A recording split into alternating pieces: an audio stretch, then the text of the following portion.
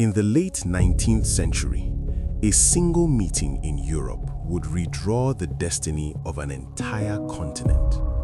A meeting where no African leaders were present. Yet decisions made in that room would determine the borders, politics, and conflicts of Africa for generations. This moment in history is known as the Berlin Conference, held between 1884 and 1885 in Berlin. It was organized by the German Chancellor Otto von Bismarck. By the time the meeting ended, European powers had effectively agreed on how Africa would be conquered and divided. What followed became known as the Scramble for Africa, and the consequences are still shaping the continent today. Before European powers divided Africa on paper, the continent was already home to complex civilizations, empires, and trading networks. Across West Africa, the legacy of the Mali Empire and Songhai Empire had created powerful states that controlled trans-Saharan trade. In East Africa, coastal cities traded with merchants from Arabia, India, and Asia through the Swahili coast. Further south, the stone cities of Great Zimbabwe stood as evidence of advanced African architecture and commerce. In Ethiopia, the ancient kingdom of Aksum had long connected Africa to the Mediterranean and the Middle East. Africa was not an empty land waiting to be discovered. It was a continent of kingdoms, cultures, languages, and political systems. Yet European powers increasingly saw it as something else, a vast storehouse of resources. During the 19th century, Europe was undergoing the Industrial Revolution. Factories needed raw materials. Rubber, copper, gold, palm oil, ivory, and diamonds became extremely valuable. Africa possessed many of these resources. At the same time, European nations were competing with each other for global power. Colonies meant wealth, influence, and prestige. As explorers and traders moved deeper into Africa, European governments became determined to claim territory before their rivals could. This competition soon turned into a race to control the continent. Concerned that this competition might lead to war between European nations, Germany called an international meeting. In 1884, representatives from 14 countries gathered in Berlin. Among the major participants were Britain, France, Belgium, Portugal, Germany, and Italy. But there was one glaring absence. No African leaders were invited. Not a single king, chief, or representative from the continent was present. Yet decisions made in that room would determine the political future of Africa.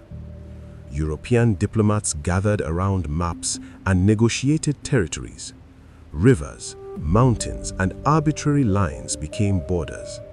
Entire regions were assigned to colonial powers. Africa was treated less like a continent of people and more like a prize to be divided. The borders created during the Berlin Conference often ignored the realities on the ground. Ethnic groups that had lived separately for centuries were suddenly forced into the same political boundaries. At the same time, some communities were split apart by artificial borders. For example, the same ethnic group might suddenly find itself living in 3 different colonies governed by 3 different European powers. Traditional kingdoms were also broken apart. Rulers who once governed their own territories now answered to colonial administrators. These borders were not designed to reflect African societies. They were designed to serve European interests. After the Berlin Conference, the race to occupy Africa intensified. Within just a few decades, almost the entire continent was under European control. Britain expanded across vast territories, including Nigeria, Kenya, and South Africa. France built a huge colonial empire stretching across West and Central Africa. Belgium seized control of the Congo Free State, which was ruled personally by King Leopold II. Germany claimed territories in East and Southwest Africa. Portugal held on to long-established colonies such as Angola and Mozambique. By 1914, about 90% of Africa was under European rule. Only a few states remained independent. One of them was Ethiopia, which famously defeated Italy at the Battle of Adwa. Colonial governments imposed new systems of administration across Africa. Their primary goal was economic extraction. Colonies were expected to produce raw materials for European industries. Railways were built not to connect African societies, but to transport resources to ports. Local economies were reorganized around cash crops such as cocoa, rubber, and cotton.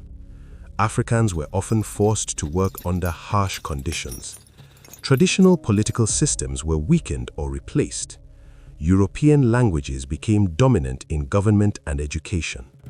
Over time, colonial rule reshaped African societies in profound ways.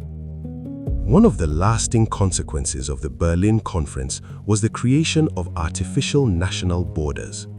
These borders forced different ethnic groups, languages, and cultures into single states. In some places, historical rivalries intensified because groups were suddenly competing for power within the same country. Elsewhere, communities separated by colonial borders struggled to maintain cultural unity. When African nations eventually gained independence in the mid-20th century, they inherited these colonial boundaries. Changing them could have sparked massive wars, so most countries kept the borders they were given. But the tensions created by those borders have never completely disappeared. Many conflicts in modern Africa can be traced at least partly to decisions made in Berlin in 1884.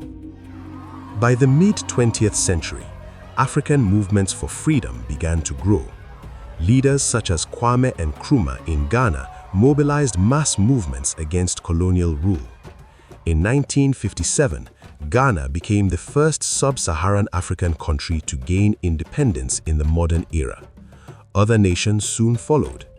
Throughout the 1960s, a wave of independence swept across the continent.